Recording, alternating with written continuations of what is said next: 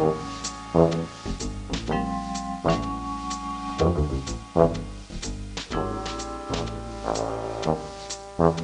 few minutes before midnight, on March 15th, 1947, the Mary E., 47-foot motor cruiser, exploded at her moorings in Newport Harbor, killing Mr. Walter E. Overell, a 62-year-old Pasadena financier, and his 57-year-old wife, Beulah.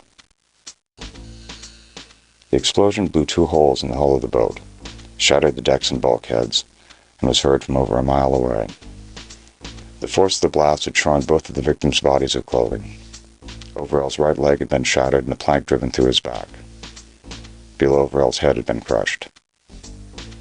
The Overell's daughter, Beulah Louise, age 17, and her fiancé, George Bud Gollum, age 21, had escaped the blast by going ashore half an hour earlier for a midnight snack.